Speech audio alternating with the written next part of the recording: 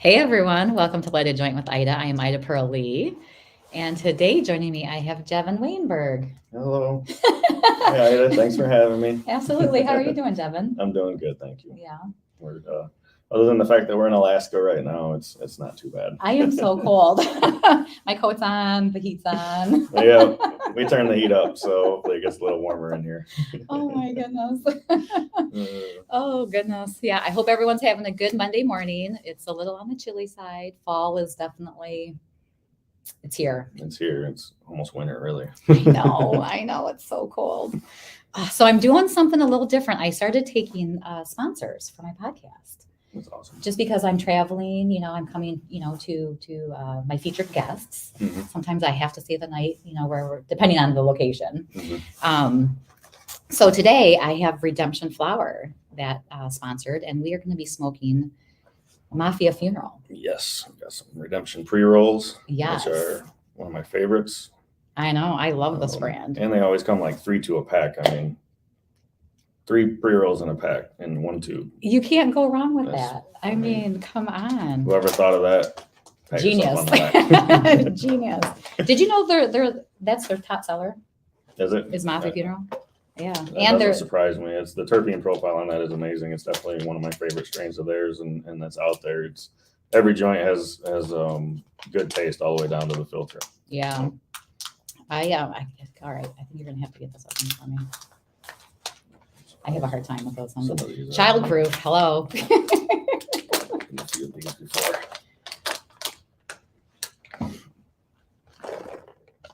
Nice. Yeah. Use your grinder or mine? We can use yours. So this has a menthol smell to it and a garlic smell to it. It's a cross between menthol and garlic groove. You're going to be a lot better telling people about all that than me. So, well, so it's a sativa leaning hybrid. Sativa hybrid. Sativa light hybrid. All right. So for our interview, we're going to be couch locked. Are we? I don't know. Are we? I don't think so. I don't pay attention to that. But it does kind of give you a more of an introspective, like stony high. So we'll see how this goes. Let's see, are you gonna roll? Do you need a roller, or can you roll? I guess. Can you do cones? Yeah, I cheat and use cones. Nice. Highly recommend if you don't use cones yet, and I don't use cones. You're not the greatest roller. Cones are a phenomenal way to go because you pretty much get the same quality of a roll joint, maybe even better, but you get a filter at the end, which is a little easier to smoke through. I like the actual act of rolling. Hey, connecting with my flower. I mean, if I did, I would actually should break it apart with my fingers too, instead of grinding it. That would make more sense. Yeah, I got some friends that just like rolling too, and I think it's more like the experience. Yeah. Setting the intention of what I'm going to be There you go. Putting into my day. Kind of like cooking a gourmet meal. Exactly. Tastes better when you cook it. Exactly. So, Jevin, what are you passionate about? Oh gosh. I'm passionate about my family, of course, but cannabis, the cannabis industry, and human beings in general. So you have a tender heart. Oh, I don't know about that, but some days maybe. Here, I got a lighter right here. You got one? Yep. I think I got yours. Yeah, I want that back. I'm a notorious lighter stealer, so I will give it back to you right here on camera. And don't give it back to me again. I've had people like intentionally leave their lighters and take my lighters, and I was like, dude. Maybe they wanted to advertise something. Who knows? I don't know. Leave me the lighter. But yes, as usual, Mafia Funeral comes through. Phenomenal taste, phenomenal smoke. You kind of get the orangey, like tangerine taste, which is one of my favorite tastes in a flower. I do taste the garlic in it. I like that. This is nice. Mm-hmm. So I think I started seeing you around the Capitol when you began lobbying. What was that? Maybe back in, 2013? Oh no, not that far back. 2016, I think, 16? When I first started lobbying at the Capitol. Okay. And then it kind of got more and more after that, just being involved with different groups and different organizations and talking to politicians that kind of understood what we were doing. And we even gave them tours of our properties at times, even when we were illegal at the time. We would still offer them tours, and some would come take tours of our stores. And, we let them see whatever they wanted to see. Wow. And we were testing everything first. So that was a big component of it. And we also had them tour the lab, which they really respected. The Spot Laboratories was instrumental in helping us get off the ground, because we, having everything tested by a really legit lab and not letting anything on our shelf that had any mold, mildew, anything like that. Obviously, some of the other pesticides and stuff that were in some of the flour that was going around back then were a lot more dangerous. And stuff would hit for that too. Oh, wow. Being able to keep all that off our shelf and just have fully tested flour and products on our shelf, one of the first really in the state to do that, I believe. I think bought us a little leeway into licensing and helped us make some really good connections, and just trying to lead by example ever since then, and be great ambassadors for the cannabis industry. We know how important it is. We know how it's still illegal at the federal level. So there's a lot of things you even can't do as a legal Michigan state business. You still can't do certain things because of the federal illegality of it. We still have a long ways to go as far as policy goes, and working with great organizations like the MICIA, we're making a lot of great progress. Yeah, so, you're actually on our board. I am, yes, very thankful for that, Robin. And I remember my first conversation with Robin and Josh Hovey, actually, when the MICA was forming, and we had a lot of great, they were, I'll shut up and share this. Well, no, you can keep talking. Robin and Josh Huffy. We, just getting their idea of the industry and the regulation that was in front of us and what needed to be changed and how we can make a successful cannabis industry. And everything we were thinking as a business group was really in line with what they were thinking. And Robin, with all of her connections with the campaign to legalize, really, so many people should thank Robin in this state, and it's just been a pleasure working with her. I equate her to like a beautiful mind. She's so on point with everything. Yeah, she's a great leader and has a phenomenal heart. And obviously, we know some of her personal stories with cannabis and kind of what led her into the advocacy thing. She's had some traumatic events in her life, like we have, that kind of led us into it. And that what's funny, it's not funny, but it's just interesting how that builds such a passion inside of you when like a traumatic event happens and it really spurs you to try to make a change anywhere you can. And Robin is the perfect example of that, really, as well as you. Well, thank you. So tell me a little bit about your background, Jevin. Well, I was born and raised in Kalamazoo, where we are now. I graduated high school and went in the Marine Reserves right after high school. And I did about a year of active duty training and then came back from that and just went 1 weekend a month to my reserve unit, which was in Battle Creek. I was a machinist in the Marine Corps. Was my job there. And what is a machinist? Basically, we have a mobile machine shop that we take out to the field with the infantry and with the other Marines. And if things break, like on certain gun parts and artillery parts and tank pieces will break, we had some of the materials that we could remake those pieces or make a piece that would work in its place to keep the gear on the road. Okay. So that was kind of important. Yeah, that was essentially, well, I didn't do a whole lot of that overseas because there just wasn't a lot of easy ways to get machine shops over to Iraq. So, there was a lot more security going on there and just operations like that. We built the first tour I did in Iraq, and from 2003 to 2004, we built a 80-mile fuel line from Kuwait all the way up into Iraq, and then had all the main fuel points for all the different armed forces that had needed fuel to refuel their units and continue going where they needed to go. Oh my goodness. Okay. And then the second tour in Iraq, 2005, we were in Fallujah and we're there for the main second invasion of Fallujah.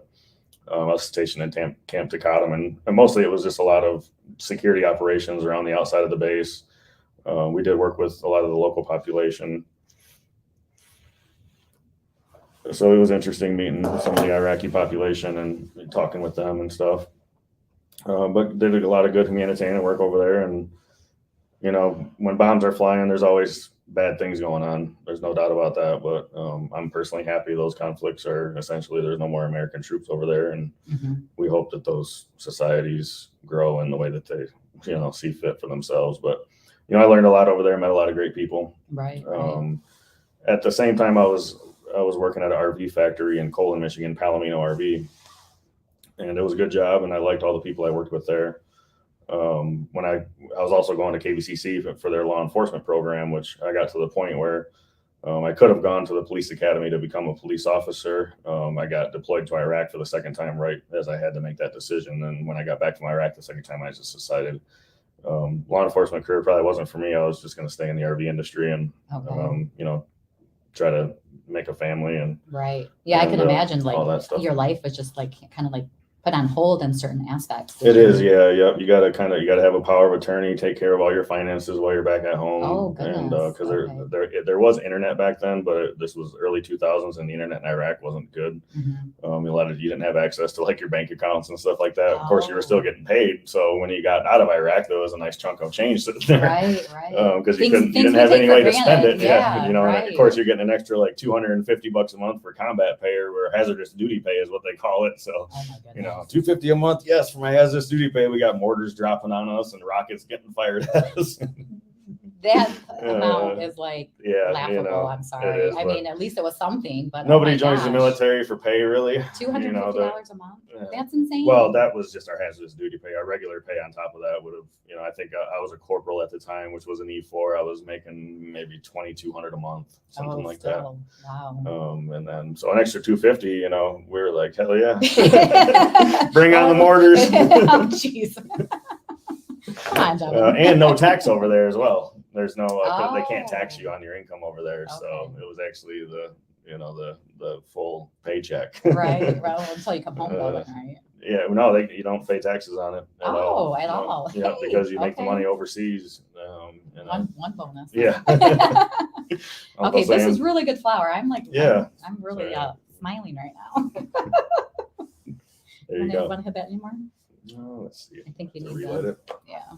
It's got a couple of So how was your family with cannabis growing up? It wasn't really talked about. I did have I did have an uncle, my Uncle Mike. He passed away years ago, but awesome dude. And I didn't really have, I got to be 14, 15 years old, and he had a house on Pine Lake that we would go to. And at that time, I started seeing these things in the ashtray that didn't look like cigarettes. And I'm like, what is that? And then we were with somebody else over there, and they're like, oh, that's a roach. I'm like, what's a roach? And they're like, oh, that's a weed joint or something like that. And I'm like, oh, okay. You know, I didn't smoke any of that or anything at that time, but how old were you?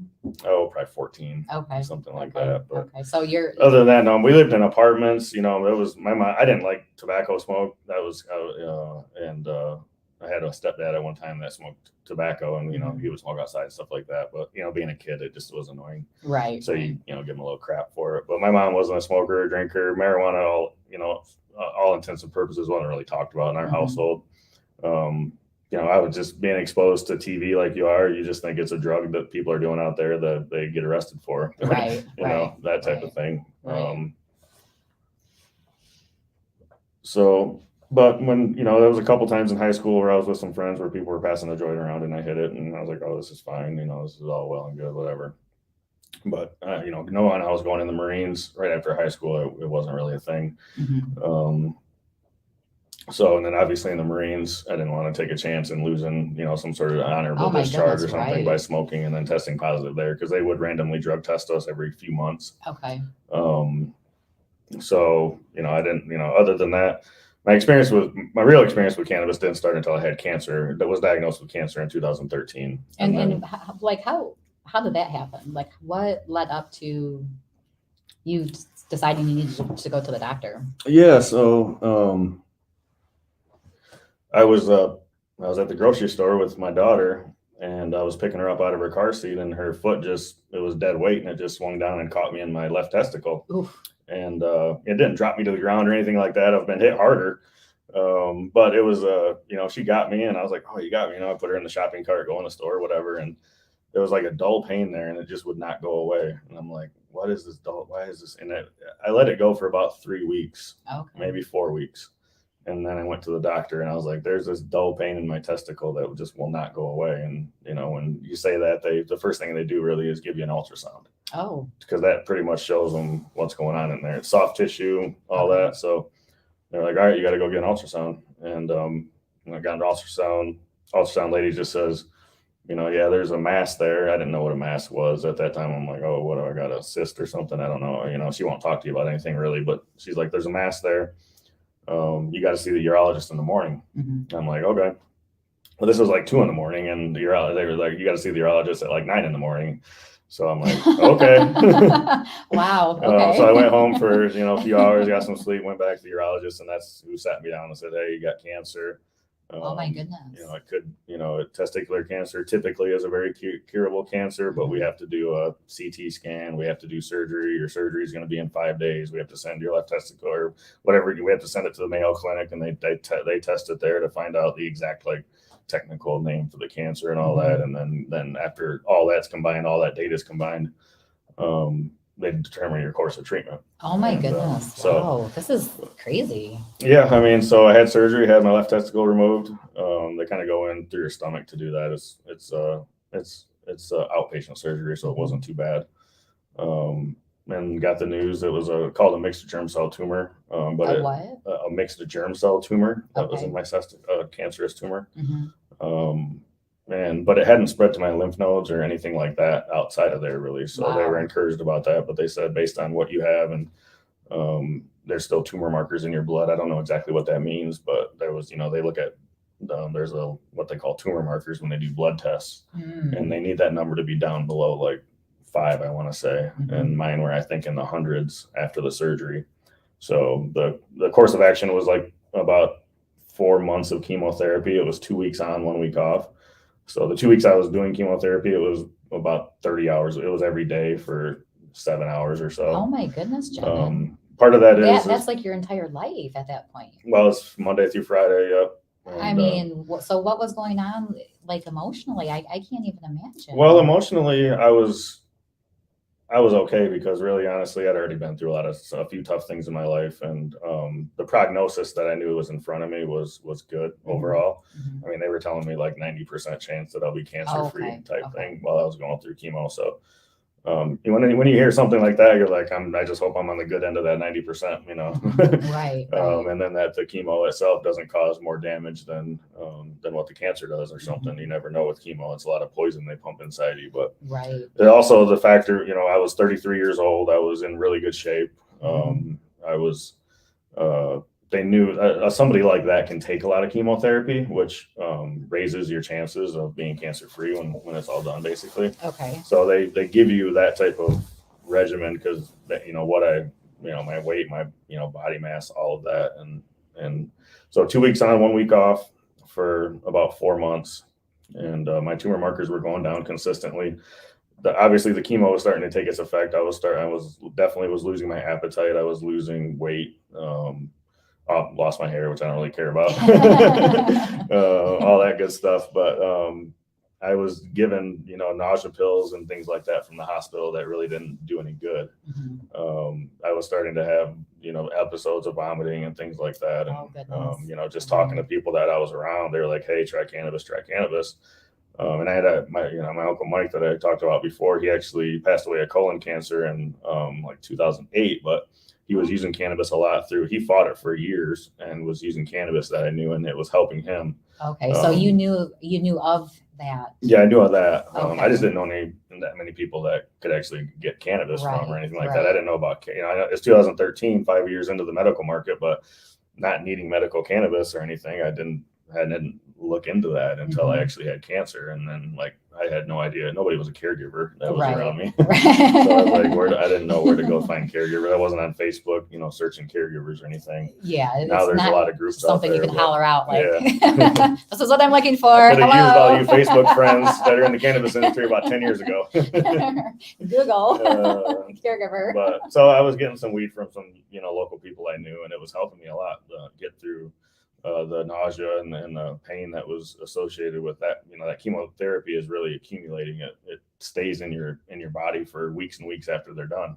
It takes a while for it to come out. So that accumulation effect it's constantly, it's killing the cancer cells, but it's also killing your other healthy cells as well. Right. So that has, and really what for me, and I think a lot of cancer patients that go through chemotherapy have this, is when you're undergoing chemotherapy for that many hours a day, really your body starts just mentally associating anything coming into it as poison, no matter what it is. So that's why a lot of times you lose I'm like, I don't want to eat anything because I feel like it's going to give, make me feel like the chemotherapy would. Oh, that your body makes just sense. starts going into that, and Right. cannabis would snap me out of it like that. Really? Yeah, Okay. get rid of the nausea instantaneously. How were you using cannabis? I was just smoking out of a pipe. Just smoking. Okay. Yeah. Okay. Nice. A couple hits out of a pipe, and I was good. Right. I could talk to you like I'm talking to you right now. And so that helped create hunger. Yep. Got, my wife was awesome, and she was just like, hey, whatever you're hungry for at night, I'll go get it. So whatever. So I'd be getting, some nights I'd get a dozen donuts, some sweet waters. Doesn't matter. As long as cancer patients going through chemotherapy eat. You have to eat. You got to give your body the energy it needs to keep building healthy cells and fight the cancer back. And it's so key. And a lot of people, I understand their mindset when they're not eating, because it's so hard. It's a chore to eat. It's almost painful in some ways. Yeah. So, the only thing that I can really equate that to is I was a senior in high school, and I ended up where I wasn't able to eat everything, drinking water hurt. I think I went through Pepto-Bismol by the week. It was just insane.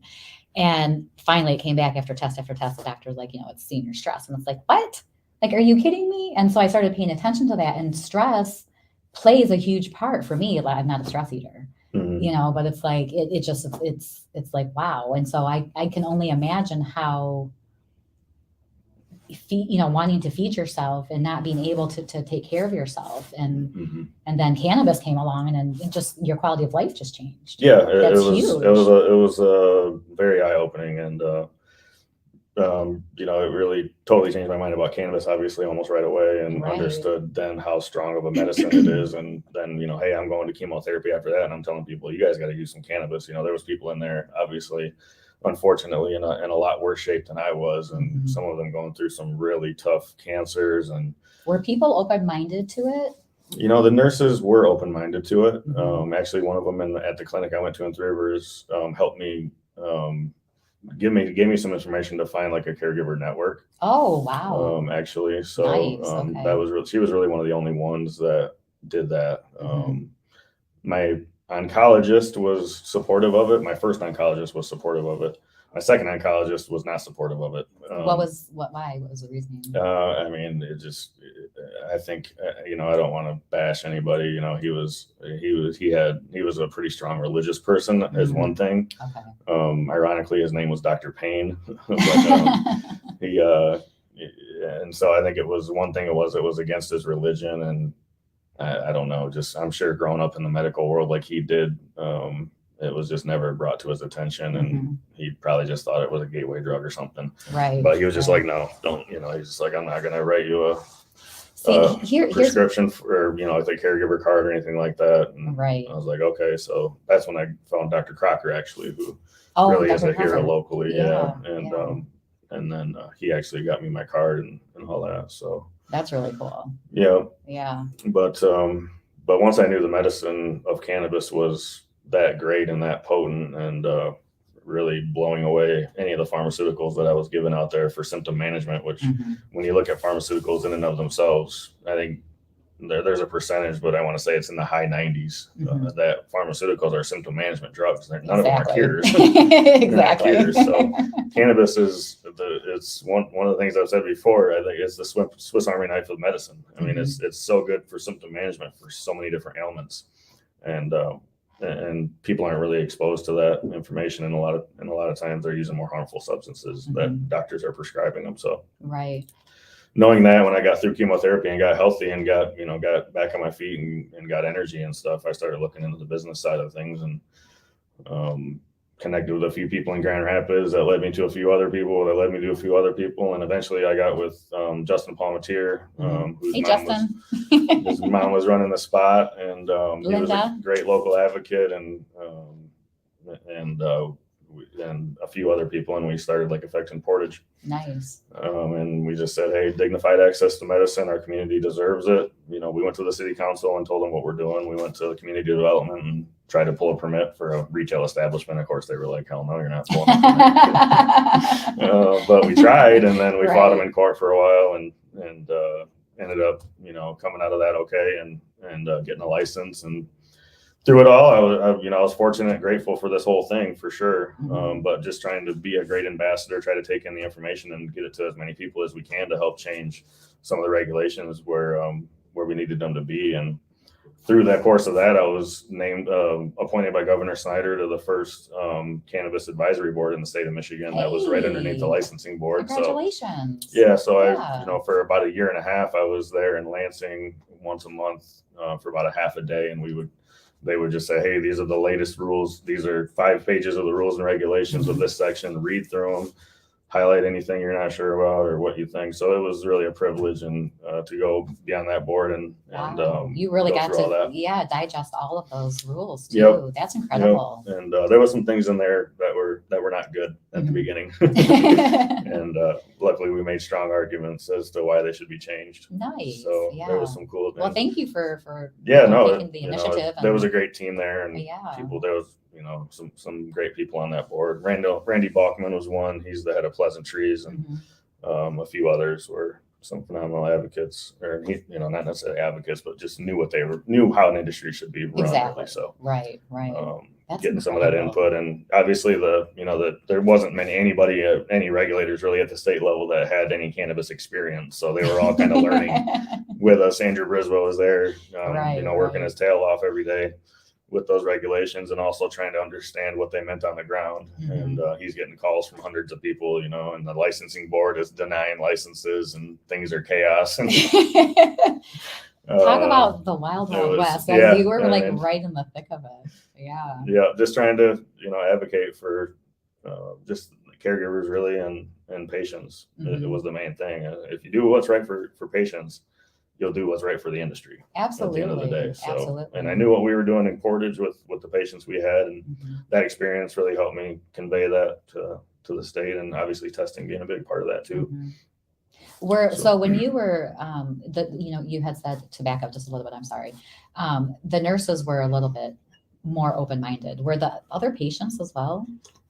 Like how were I didn't have a chance to really talk. And I was still learning about cannabis myself. Okay.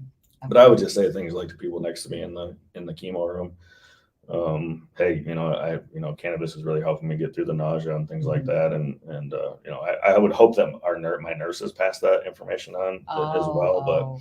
But you aren't really, when you're doing chemotherapy, you aren't really in a place to have too many conversations. It's pretty segmented, and everyone has their own TVs in front of them too, with headphones in a lot of times, and they're just trying to pass time and any way that they can and be comfortable. So it's not but here type of thing. Yeah, it's not necessarily a great environment for having those conversations. But I mean, when we opened Lake Effect up in 2015, I was having those conversations every single day. Yeah, because you were doing consultations too, weren't you? Yeah. I was blood tending and all that, and and we had a great team there. And that we're all there, some fighters and we still got some fighters. But just those people coming in the door, those first 2 years, we were only taking medical cards, obviously. And, right. A lot of them were cancer patients. And I mean, some of the stories are really, you just wouldn't believe them if I told you, but we've had ambulances pull up people on their deathbed.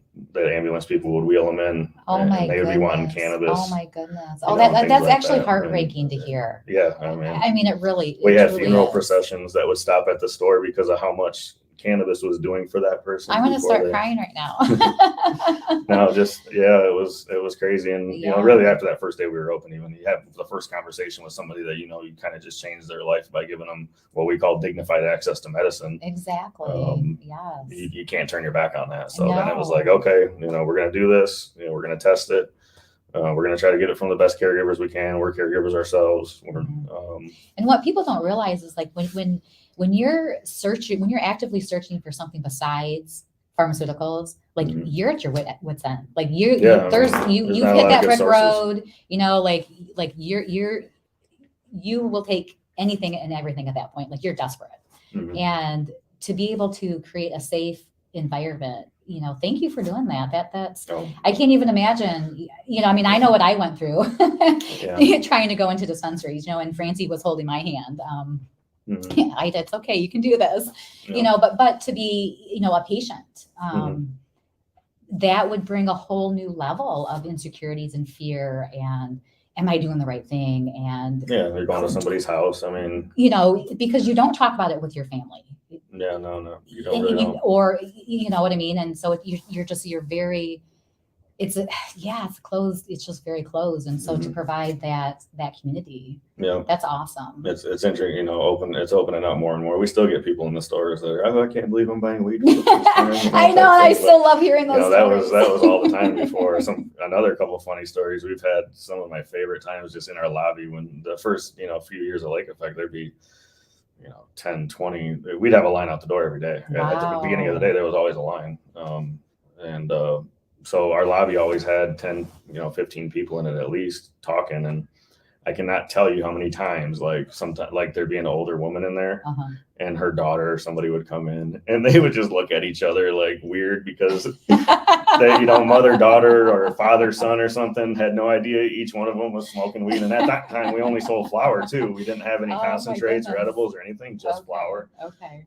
So it was great kind of seeing those family reunions. And Yeah, you'd see like different high school people that hadn't seen each other in 10 or 20 years see each other again. Oh, we got some, you know, so it was pretty wild. But that's awesome. Definitely bringing the community together. Yeah. We got a dispensary will do that, and still does to this day. I can't, you know, I'll walk in our stores or look at cameras or something, and it amazes me how much diversity you see in the lobbies of a dispensary or in a dispensary in and of itself. Right. You'll see, you know, as many 80-year-old people as you see of 25-year-old people a lot of times. Yeah. And you know, that tells you the broad, you know, effectiveness of cannabis in so many ways. Exactly. It's just really a testament to that. Right.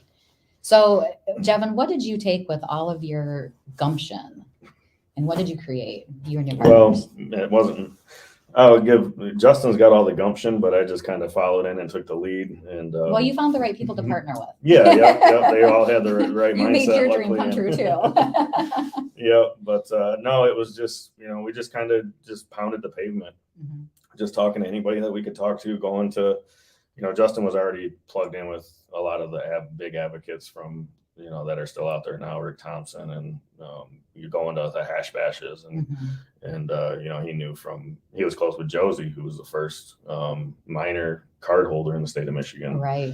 So you know, she's a tank of an advocate herself, and just getting in that group, and then, you know, just sharing our stories about what all of us have gone through and how we can make things better, and just working every day to try to, you know, bring cannabis access to more people, and dignified access to medicine, and also, you know, create the right regulations wherever we could. So not, you know, outside of working with the state of Michigan, we were working with local governments, City, Kalamazoo Township, Portage, Niles, a few other places around here, Battle Creek, and letting those officials tour our stores, having phone conversations with them, meeting them for coffee, saying, you know, hey, the more open you can make it, the better of an industry it's going to be. You know, you know, we don't need you know, regulate marijuana like alcohol. That's the law that got passed. Regulate marijuana like alcohol.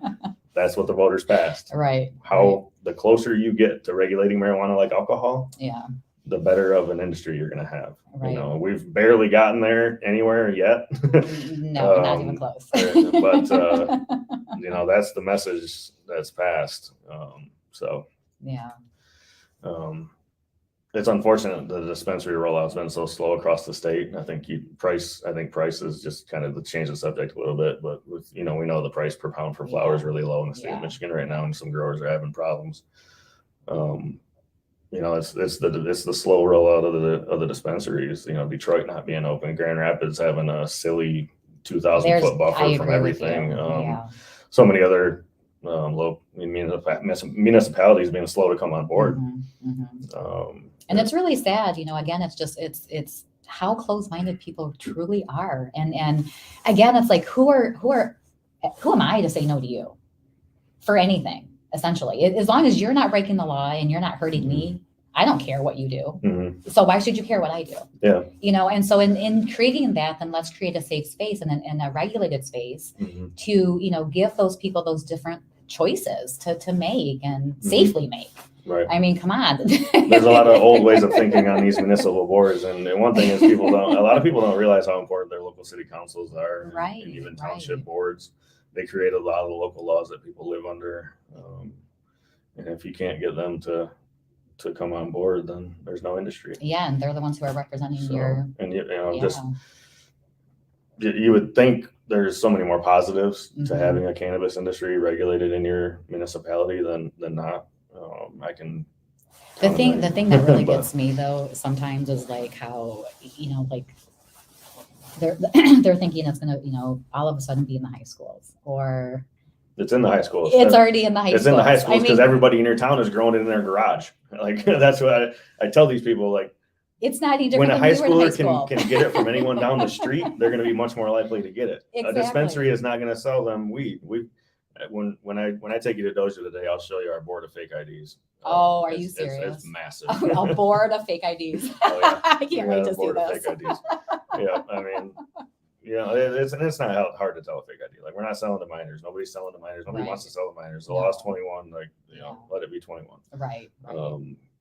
And again, it's understanding, you know, there's medicine, and that's what you're ultimately in it for. It's helping those who are sick. It's helping the you know, patients and give a quality of life. It's not, you know, letting some 16-year-old get high.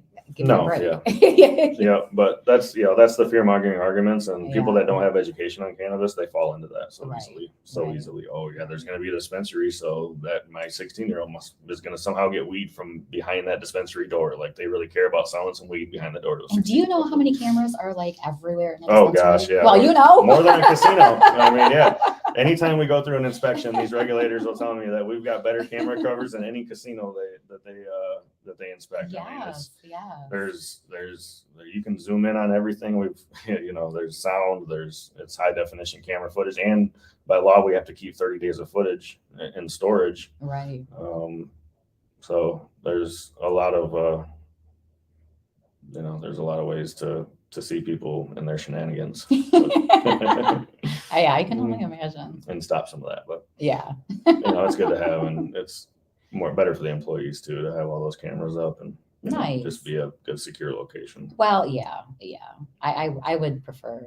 I mean, we have cameras at work, and I like having that. There's just extra security. You know, it does help with some human resource situations sometimes. It does. 2 sides to every story. Exactly. But true that. Shout out to all of our employees, though. We've got a phenomenal team. I mean, they're amazing. Every day I see their work, and it's amazing. And they're treating every patient with dignity, every customer with dignity and respect, and trying to do the best they can. Yeah, absolutely. So it's just amazing to see. And you know, we've been able to grow the company a little bit. Right. So we're excited. Yeah, that is exciting. So now you have a podcast.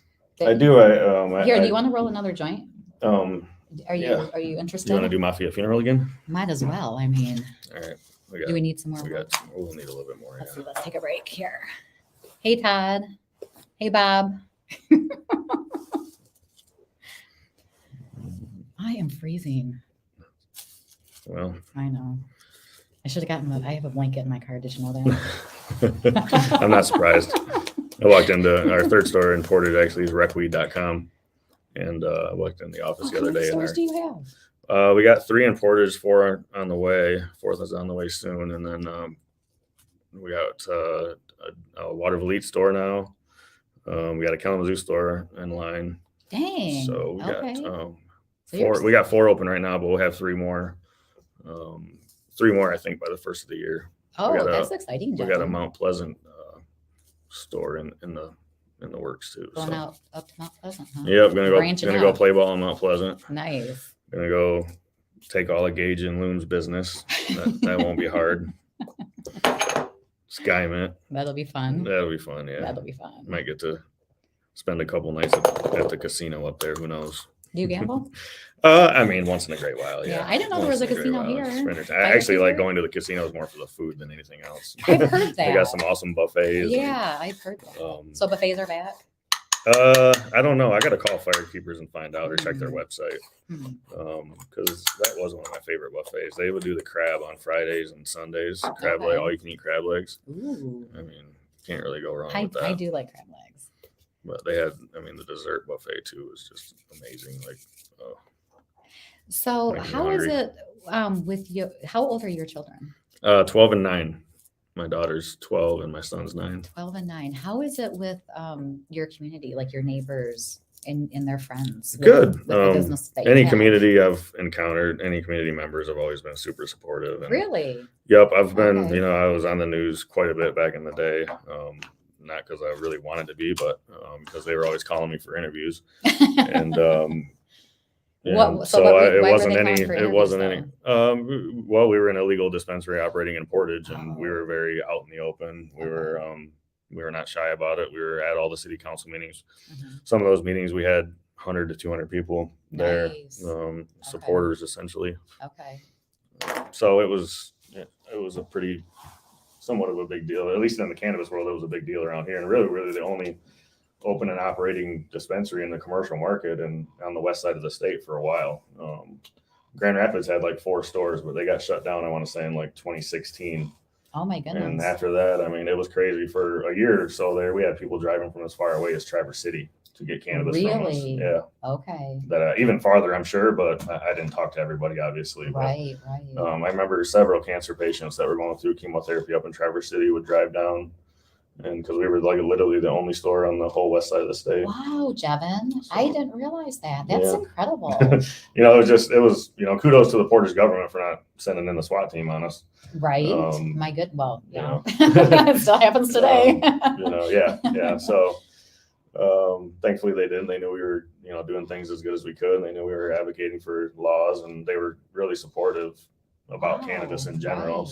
Right. So you're breaking down stigmas with your friends and your children's friends, and that's really cool. Yeah. I mean, and honestly, those stigmas are not too hard to break down once people see like what cannabis is all about and kind of see what regulation looks like, and understand that cannabis isn't just something your grandpa told you was bad, or that you saw a commercial on TV where they cracked an egg and this is your brain on drugs. I know, that's my favorite commercial. And then you got the 30 years of the TV show Cops being on TV, where 90% of the arrests on the TV show Cops were black people getting bent over the hoods of cop cars with dime bags being dropped next to their face. And who's watching cable TV all the time? White people living in the suburbs that vote. Right. So that propaganda is hardcore and ingrained in people. Yeah. And you see that. That's why 90% of the municipalities in the state of Michigan are opted out still. Because you got those people that have been believing in that crap. On county boards and on city councils and even in government at the highest levels. Still. So it's an unfair stigma, placing that on a population that doesn't deserve that. No, yeah, and it's there to really get people sad. to keep voting a certain way and to control populations, with the smell of cannabis being probable cause for law enforcement, which is the most invasive tool any government agency has ever had in people's lives. The smell of cannabis should never have been probable cause for law enforcement. And every state that legalizes it no longer is. And that's why people legalize, because that interdiction right there gets so many people tied up in the justice system that have their lives subsequently ruined by all the roadblocks they get put in their way to get anywhere in life, like getting a job or getting any sort of housing assistance, education assistance. Yeah. I can't remember who I feel like I was with. Shoot, I was smoking with somebody somewhere. One of those smoke sessions. One of those smoke sessions. But they were like, here we are, we're smoking. Here we are smoking, legally smoking. And there's people still locked up. And it was just like, in that moment, it's like, oh my God, you're right. Like, wait a second. Like, this is not right. This is not fair. How is this still possible, and why? I mean, I don't understand it, other than money and greed and a lot of racist politicians. Racism. A lot of racist Republican politicians, a lot of Democratic politicians that didn't do what's right for the longest time. Yeah. But 80 years of propaganda against it, people being brainwashed, It's an uphill fight, but we're getting there. You said we are getting there. 25 states. Well, We're coming on soon. I believe there's 5 on the ballot. That 5 states that have it on the ballot this November, and I think most of them are polling pretty well. I think so. I think if all 5 of those states legalize, I think we're at 20 right now, but I could be wrong. Okay. We're getting to where it's getting to be a crescendo. I think in Congress, and you're seeing with Biden's announcement. Biden so happy. In a lot of ways, Biden is some of the Yes. architect of the war on drugs. He made penalties for crack cocaine more severe than rape in a lot of the country and things like that. And now he's finally starting to backtrack on the marijuana part of that. But it's taking time. Absolutely. But the announcement and him saying, the state governors, you need to expunge people's charges. I mean, that right there, to me, he should have descheduled right then. Right. Because that's really what he's telling governors to do. It isn't expunge records, it's deschedule. Yeah. That's what needs to happen to make it right. Hopefully he goes there. Obviously, certain states will still be illegal, and it's up to those people in those states to change those laws. Mm-hmm. But at the very least, charges should be expunged. And if you're a state that doesn't want to have a commercial market, don't have a commercial market. Don't have commercial. We'll take all your people here. Exactly. Exactly. But we know it's only a matter of time before every single state in this country has a huge cannabis market. There's just no way around it. Right. And hemp market.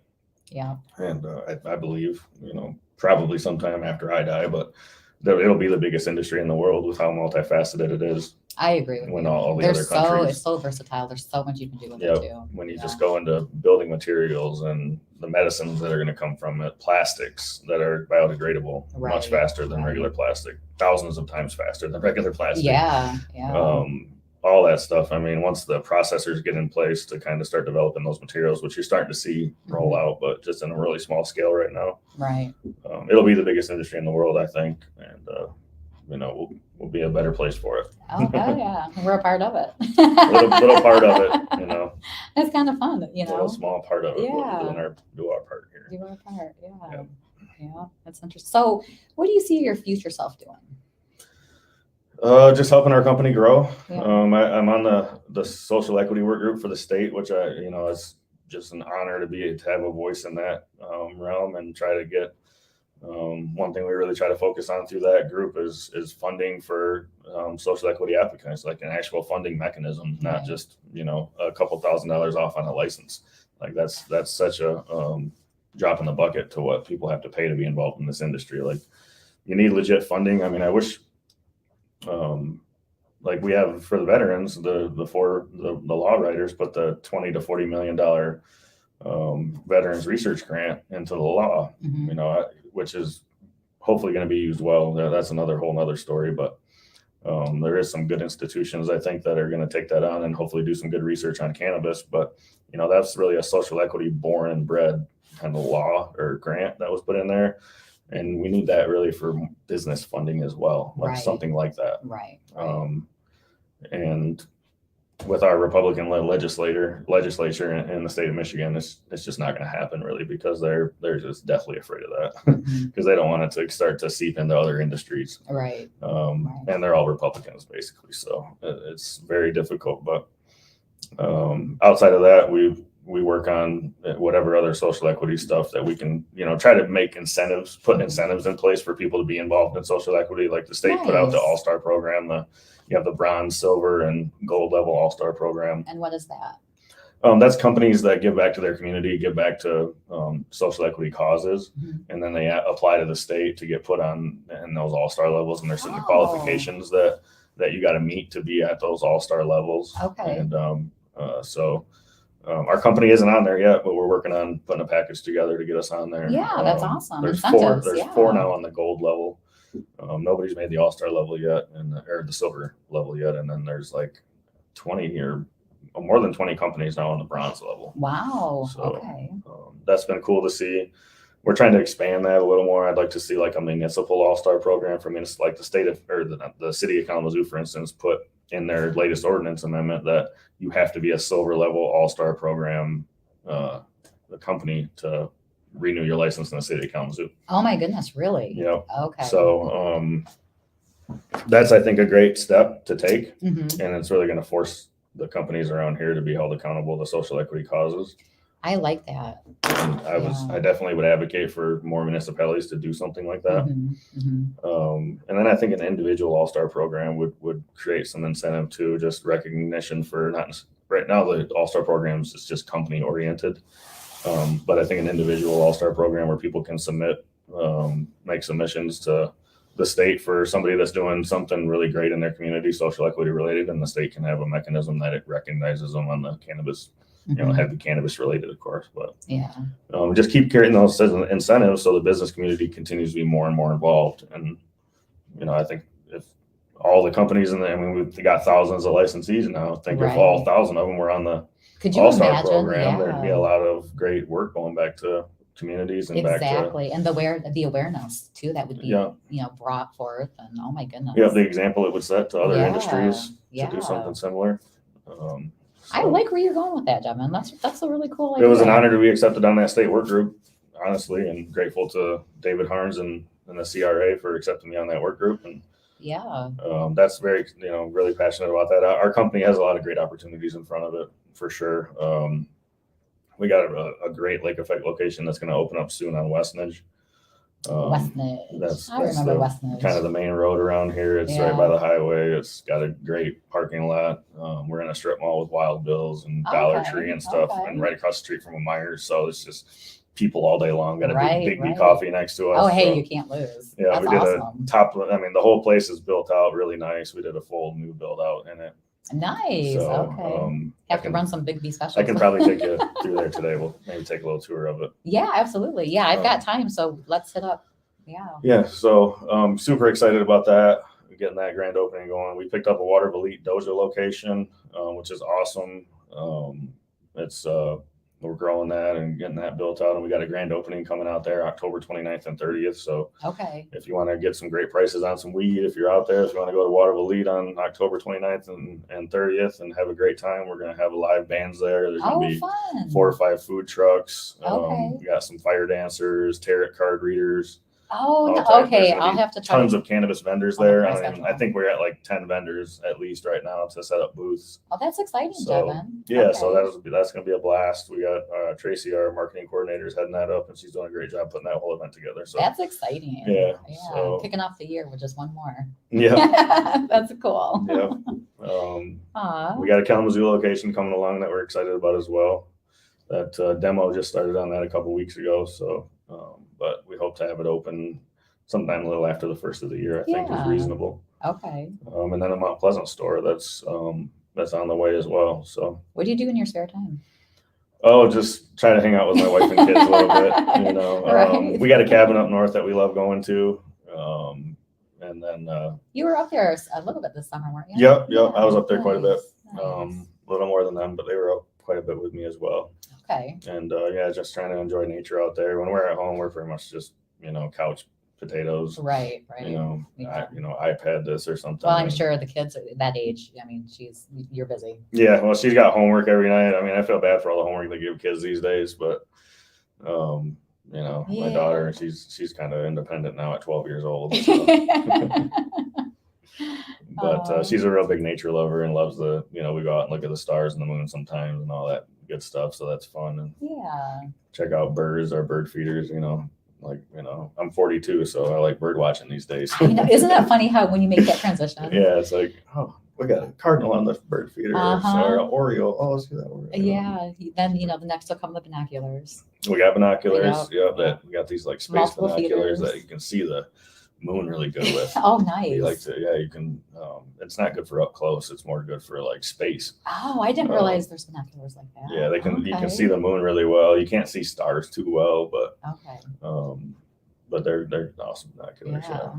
What legacy are you leaving behind? Oh gosh, I don't think any legacy. I just hope that our company is a great company to work for, and I know that we can impact a lot of lives. So it's just we want to raise everyone's quality of life that we can. That's always a huge goal of ours. Expanding the company is a huge goal. By expanding our company and growing the company and taking market share, you're bringing opportunities to the table for, every store needs more managers, every store needs more employees, jobs created. We start at 15 an hour. We have full benefits. We have a lot of other things besides even full benefits on top of that. Some tuition reimbursement for cannabis courses. Oh, that's exciting. Yeah. Okay. Yeah. So here at like local colleges? Any cannabis course you want to take around the country. Oh, if you graduate wow. it, we'll reimburse you for it. Oh, wow. Okay. Yep. So, nice. Yep. So, just trying to offer the best package we can for our employees. Yeah, that's pretty cool. And, yeah. And then, like I said, growing the company and, we'll see what happens. Right. Just take one day at a time and try to keep putting one foot in front of the other. Our processor is coming along really nicely. Our equipment's almost ready to go now. So, okay. When's that going to be ready? I think hopefully by December 1st or so. December 1st. We had to wait like 16 weeks for some crazy HVAC part that had to go in. I mean, when your construction is just so crazy, like so silly, like this stuff comes up that you just don't, just kills projects. It's just so. No, your processor is Black Market Brands? Yep, Black Market Brands. How did you come up with that name? A good smoke session, but we started out as a kind of a caregiver intake center when the beginning of after legalization, the state actually allowed unregulated caregiver product to come into licensed processors, and then you could check it in there. So being how long we had worked with the caregivers as it was with Lake Effect, that was an easy transition for us. Just bringing it all to Black Market Brands and working with all the caregivers that we used to work with before at Lake Effect. Right. And so the name Black Market Brands just came out of the fact that we were working with so many people in the caregiver world or the unregulated market, the black market. But it's also, we felt like a good thing that we can make other, a lot of good tie-in brands with and things like that. So I kind of like that. Changing the stigma of what the black market is as well. Right. Was a thought. So, right. Just again, nobody likes stigmas. Yeah. So. Sometimes it's those in your face, Yeah. that it just makes you think. It's like, okay, it's not that bad. There you go. But it does. It just takes that little, whop upside the head sometimes. Yeah. You were getting blown up. Am I? Yeah. What is this? It's probably just somebody wanting to sell me a car warranty. Well, we're getting close. We've been on for an hour. Oh. Yeah. Time flies when you're having fun. It right? does. It does. I appreciate, you taking the time and thanks for having me over. Ida. And thanks for everything you do for the MICIA. I know you're a huge advocate and a great person to have in the industry. So we can't have a great industry without people like you. So well, thank you. It takes all of us. For sure. It's great working with you. Yeah, you too. Yeah. Yeah. So the holiday gala, are you going to come? The holiday gala, I probably will. I haven't totally made up my mind yet, but I will your wife came to the last one, right? She was there. She's came to several events with me. Yeah. I don't know that she's come to the holiday gala. Okay. What's her name? Katie. Katie. Hi, Katie. She's pretty. Hi, Katie. But we do have interchange coming up. The 19th and 20th. Yep, I will be at interchange. Okay. Super looking forward to that. That's gonna be one heck of an event. Yeah, looks a lot of licensees are gonna be there, and hopefully we're gonna be one of the retailers. So if you're a manufacturer out there, come check us out. Yeah, we're looking for good flower deals, good vape cart deals, edible deals, you name it. We've got several stores to supply now, so we got to keep good product flowing to them. Right. So, that's awesome. But, thanks for the MICIA's involvement in interchange as well. It's been, when they get an event going, it's so easy to work with the event coordinators. I know they have a lot harder time working with the people that they want to get to come to the event, I'm sure, because they don't get emailed back right away and all that, but they stay on it. They keep emailing. They make sure they get the information that they got to have before the event gets going. And it's always Susan and Julie, they're rocking. It's always well done. So that makes it super easy on the business owners that are getting tugged in a few different directions. So we might be doing the MICIA podcast live on Wednesday. Oh, sweet. If there's enough outlets. Okay. Yeah, we're gonna check it out on Tuesday, so we're hoping. Fingers crossed. Yeah. Yeah. Well, I'll make funny faces at you guys. You're gonna be sitting down. No. That's funny. Well, Jevin, I appreciate our friendship and everything that you do, and likewise, Ida. Thank you. Yeah, and keep rocking it out, dude. You're successful and you're bringing an awareness and change and a quality of life, and that's incredible. Thank you. We got a great team, and definitely nothing would be accomplished without them. But whatever I can use my big mouth for to help in this industry, I'm all for it. So. And you're very outspoken. Thank you. Yes. So, okay, real quick. I know we talked about your podcast. Did I interrupt you, or did you finish talking about your podcast? Because I am like super hot FOB right now. 1620 is my podcast. We do it with Anton and Neil Pagels from Bloom City, Sturgis. It's a veterans podcast on cannabis, but it's a good entertaining podcast, I guess, if you want to listen to a few old veterans tell a few stories here and there. But we do have Brian Hanna, the director of the CRA, on our next show, which is October 24th. So looking forward to having him. We'll put him through the ringer with questions, and he knows that he's coming into a firing range. Oh, But, when is that? When is that show? October 24th. Okay, that'll be on the fun. show. Yeah. It's a Monday. Okay. And he's a veteran as well. He's also a former police officer. We're a little lukewarm on that, but he's a veteran, so it's great that he's got a lot of great diverse experience, and he seems like I'm sure he's a great guy. I've talked to him several times now, and I think he has the best interests of the industry at heart for sure, and is going to do some great things as a director. So I'm looking forward to having him. Yeah. Well, isn't he the intern right now? Intern, yep. Yeah. We'll see what happens. But until we got to talk to somebody else, he's the director. Gotcha. Oh, that's cool. Well, Jevin, you keep rocking it out. Thanks, Ida. You too. Yeah. Hey, you know what? We have to finish up our redemption flower. Awesome. So if you're interested in smoking, what we're smoking, We got it at Doja. Yeah, check it out at Doja. We got it at Doja. We probably have it at Lake Effect. I can't guarantee that. Yeah. And then you can also go on to Weed Maps and check out a dispensary in your area. There you go. They're everywhere. Everywhere. Except Kalamazoo. We got them. We're the only ones that got them in Kalamazoo and Portage. Are you really? Probably not. But Yeah, you are. Come on. hopefully. Oh, that's awesome. All right, everybody. I hope you have a wonderful day today. Thanks for joining us. I'm Ida Pearl Lee, and we're going to say adios.